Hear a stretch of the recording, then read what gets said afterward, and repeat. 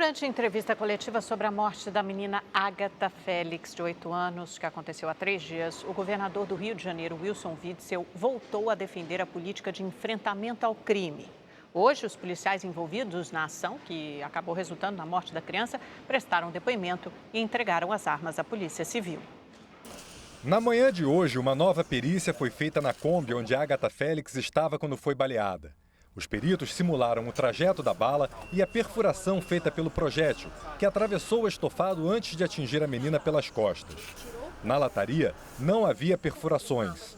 O dono do veículo contou que o porta-malas estava aberto no momento do tiro. Estava aberto porque tem mala dentro, tem pertence dos passageiros e aí na hora abre. Para fechado, a história seria outra dentro. À tarde, os policiais envolvidos no caso prestaram depoimento e entregaram as armas que usavam. A polícia vai fazer o confronto balístico para saber se o tiro partiu de um dos PMs ou de criminosos. Os responsáveis pela investigação também vão fazer uma reconstituição. No início da tarde, o governador do Rio falou pela primeira vez sobre o caso. Wilson Witzel cobrou rigor nas investigações e voltou a defender a política de enfrentamento ao tráfico adotada desde que assumiu o cargo. A nossa missão é resgatar o estado do Rio de Janeiro das mãos do crime organizado. Tirá-los, seja do asfalto, seja das comunidades. E o resultado está aparecendo de forma satisfatória e significativa. Depois da morte de Agatha, movimentos de favelas do Rio de Janeiro encaminharam à ONU uma denúncia contra o governador do estado. Eles questionam a política de combate ao tráfico e acusam Witzel de violar direitos humanos. No documento, os movimentos dizem que a morte de Agatha é mais uma tragédia diretamente relacionada à segurança pública bárbara, conduzida pelo governador Wilson Witzel. A denúncia foi encaminhada à alta comissária de direitos humanos da ONU, a ex-presidente do Chile, Michelle Bachelet. Segundo o aplicativo Fogo Cruzado, Agatha é a 5ª criança morta por tiro este ano no Rio de Janeiro. O corpo da menina, que tinha 8 anos, foi enterrado ontem. A caminho do cemitério, amigos, parentes e moradores da Fazendinha, comunidade do Complexo do Alemão onde Agatha morava, protestaram. Justiça! Para Agatha! O avô da menina pediu o fim da violência na cidade. O mundo está vendo quanta violência nesse Rio de Janeiro, no Brasil. Alguém da polícia procurou você? Alguém tem que acabar com isso, alguém tem que definir o certo e o errado. E neste momento, ativistas protestam contra a morte da menina Agatha no centro do Rio de Janeiro.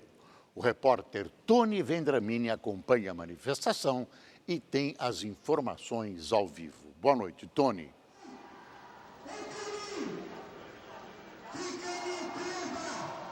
Boa noite, Boris. Boa noite, Amanda. Boa noite a todos que nos acompanham. Os manifestantes tomaram as escadarias da Alerj e também o pátio que fica aqui em frente ao Palácio Tiradentes. Eles protestam contra a política de enfrentamento do governador Wilson Witzel. Além de ativistas dos direitos humanos, participam também desse ato os tios da Agatha.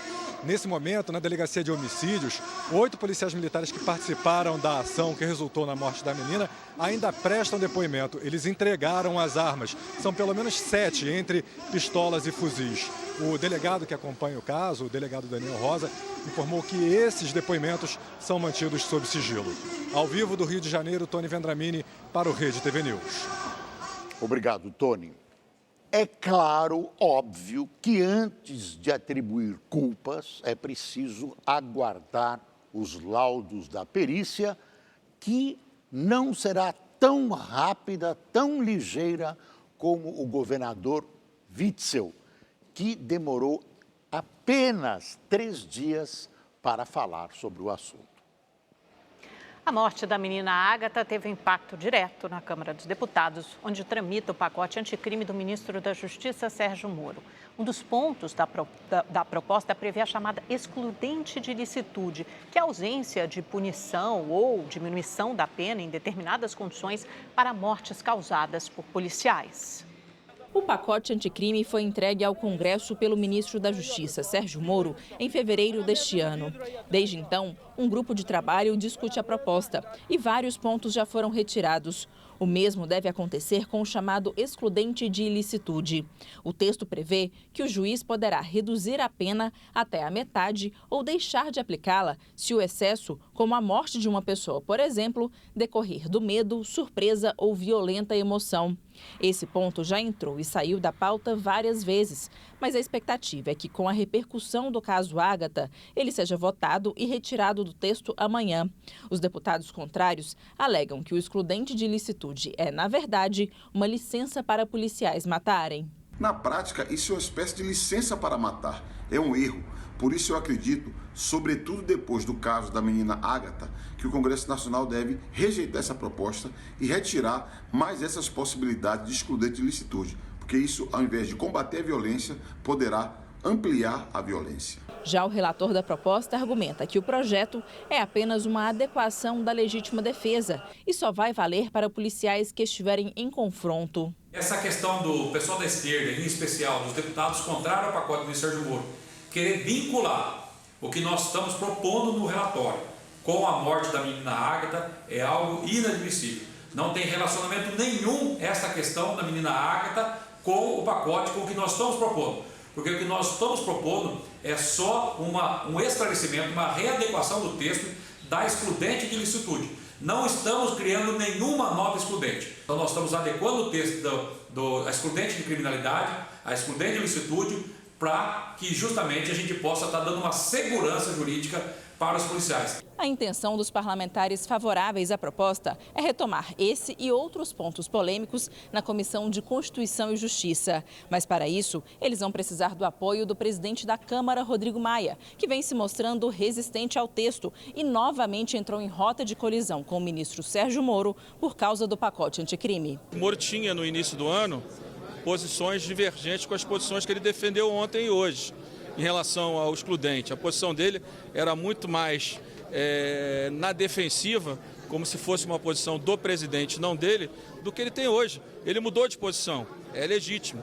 E eu não estou dizendo aqui que a gente não deve tratar do tema, mas este é um tema polêmico, né? Da forma como esteja escrito, você pode estar, de fato, protegendo o policial em combate, de forma que está escrito, você pode estar liberando demais para que alguma vítima possa perder a vida. Já o ministro da Justiça, Sérgio Moro, negou que o caso de Ágata tenha ligação com um pacote enviado ao Congresso. O evento que aconteceu é terrível, certo?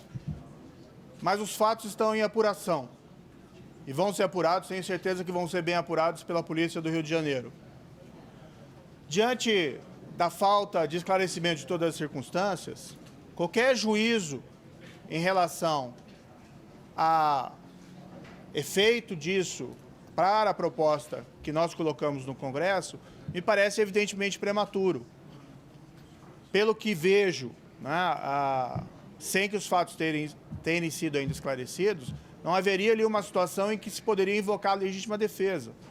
E o projeto, a proposta do projeto de lei anticrime, diz respeito ao aperfeiçoamento do Instituto da Legítima Defesa. Já o presidente da República em exercício general, Hamilton Mourão, defendeu a polícia e disse que quadrilhas de traficantes determinam quais as versões dos fatos serão divulgadas. Elas estão estruturadas igual a guerrilha. Tem a força de guerrilha, que é aquela bandidagem que anda de fuzil e pistola, que as grandes redes de televisão aí filmam quase diariamente andando no Rio de Janeiro. Não é? Tem força de apoio. O que é a força de apoio? É aquela que varre a rua depois do confronto, é aquela que diz que quem atirou foi a polícia, não é? Independente da investigação que tenha sido feita. A palavra de um contra o outro. E você sabe muito bem que nessas regiões aí de favela, se o cara disser que foi o traficante que atirou, no dia seguinte ele está morto. O pacote de Moro é altamente positivo, necessário até urgente. Mas essa excludente, ampliando, aperfeiçoando o que já existe no Código Penal, é, no mínimo, polêmica. Teoricamente, até pode ser uma medida aplicável, mas aqui no Brasil, neste momento, com polícias mal instruídas, mal treinadas, algumas violentas, pode virar uma espécie de sinal verde para matar. Mas, na verdade, setores do Congresso veem nesse projeto a chance de vingança contra Moro, que continua, apesar de não ser mais juiz, personificando a Operação Lava Jato.